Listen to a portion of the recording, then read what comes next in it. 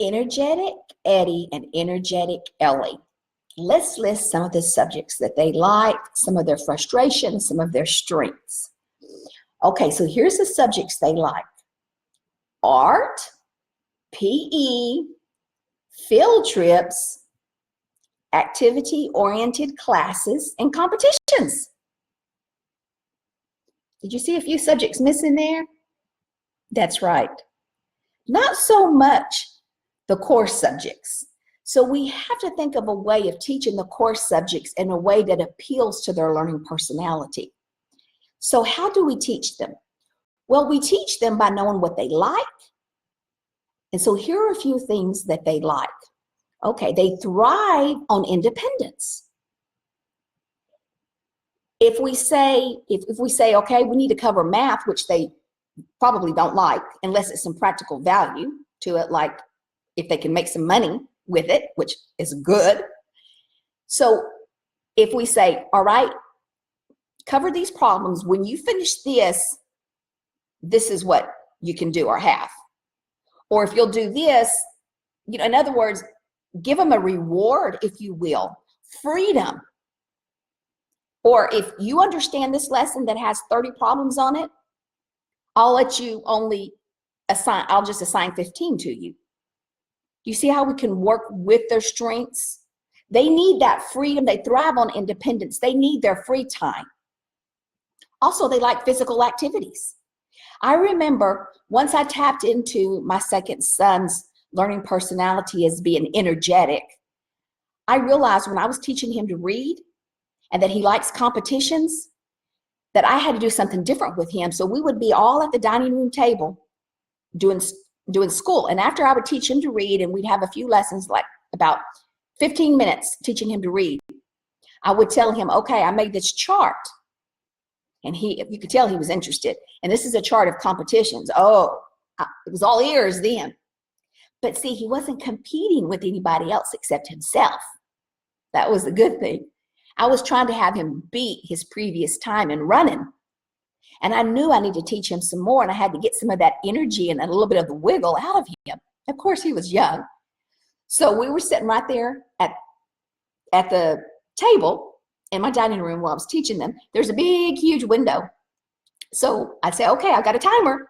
What you have to do is run a lap around the house and see if you can beat your previous time. Oh, he was all for it. I didn't think he'd go for it, but he did. So he was out that door, and I said, go. And you could just see him. We were all doing our school at the table, and we lift up and look at him, and whoosh, whoosh, he'd come back, and he'd come in all breathless. What was my time, Mom? And I'd have to record his little time there. And of course, he was ready for the next reading lesson, right? But oh, that kid to this day is a risk taker, loves people, they love him, and yes, he is intelligent as much as the other one who was my workbook and my other one who's an auditory learner as well. So you just have to think of ways to work with their strengths, especially when it comes to the core subjects. Obviously, field trips and art and all these other things are easier to teach.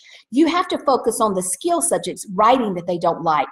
It's much better to keep it short and consistent and make it fun. They love to compete with themselves, if you will, and others too. And as they get older, they can do that. But I would have my son also dictate, if you will, into a recorder at that time, because he didn't have a phone, and something he wanted to write. And that was a great way of taking in information. He didn't have to just always write, and then he would talk and do what he wanted to say, and then he'd listen back and write. It was interactive. It was fun. It kept him from just doing the draft, and then we got to have the final copy. He could kind of draft while he was recording his voice and what it was that he wanted to write. Okay, they like the physical activities. Here's the other likes. They like the freedom to choose the options. Give them options. Okay, and you can do that with under your control. For example, multiple choice.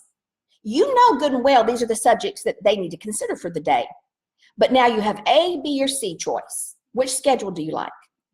Do you see how you still maintain control and he realizes that you have expectations, but you gave him some freedom, or you gave her some freedom to choose, so you're not butting heads, because they'll butt heads with you. They'll take you on. They don't mind making the trouble in the day for the rest of the kids. They'll stay after. They'll argue. They love to argue and hear themselves talk. So they'll argue with you. You don't want to engage in that.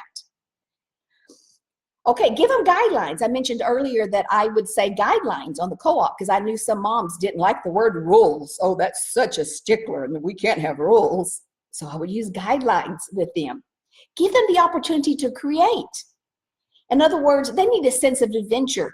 If you give them a writing lesson, then say, I dare you to give me 3 different endings or 2 different endings to it. I mean, they like this spirit of competition and the opportunity to create. So use that. Tell them what, but not how. They like that too. They're risk takers, problem solvers. They can look at something and say, With as much as they like to wiggle and be energetic, they also want to think about things and how can we problem solve and figure this out. They want to know their limits and push them. And yes, you can use workbooks with them, but do not overwhelm them with that. They will not really like a total workbook or boxed approach. If everything we're using is right from the box and everything has to be written and there's no visual, there's no hands-on, there's no interaction, they're not going to do well. You're going to have problems with them. So we need to, and the reason you have problems with them is because they're telling you, this isn't my learning style. I don't take in information this way. It's aggravating me.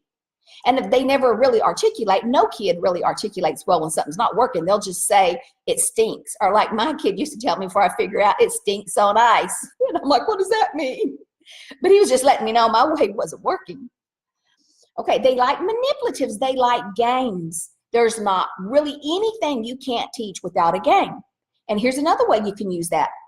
All right, I need you to finish this writing. When you finish the writing, we have a game that we want to play. And the game can still be about learning. This is how you engage them in what they like to do. Now, here's our dislikes. Here's our dislikes.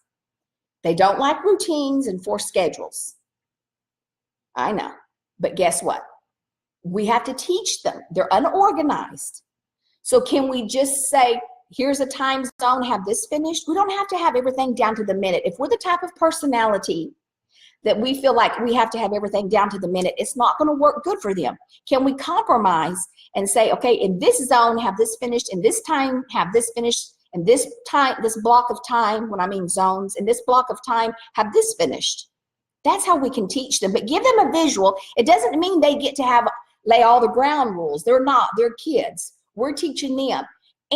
And really in life, we do have schedules. They'll end up going to work. And yes, a lot of them end up working for themselves. That's true. They can set their own hours. But I'm here to tell you, they get up earlier and they work longer than any person that's required to work an 8 to 5 hour job. That's been my experience with the learning personalities of this type of person. We love them. We want them. They're risk takers. We like the wiggle. We like the energetic. We have room for them. But we need to teach them also, here's a routine. Yes, sometimes we have to go abide by the schedule because they are unorganized. And if they have a way of getting things done, 1, 2, 3, a checklist for the day, it helps to organize them and minimize their frustrations when they're just all over the place. And also as moms and homeschool educators, we can tend to be all over the place, which is why, yes, you may need to use something laid out when you're teaching for you too, if you're this type of learner, because you have the tendency to have a knee-jerk reaction. Okay, let's close this book, we're done, and not really stick with something, or jump into something, oh, it sounds good, and then that's just another project to the side because you've lost interest in it. You need to feed your strengths. You need to move as a teacher, but also find something that maybe has a guideline, a checklist for you to teach, so you will stick with it. Here's the other thing. They don't like having to conform, and for goodness sakes, they don't like long days. And I figured this out too, because with my one that's energetic, my energetic Eddie, if I didn't come prepared when I sat down with him, he was out of there.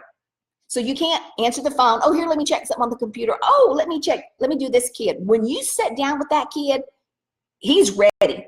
You can't go do something else and then come back to him and expect him to be ready to learn. He is ready right then to be able to learn. Okay, so those are some tips for the energetic Eddie and energetic Ellie.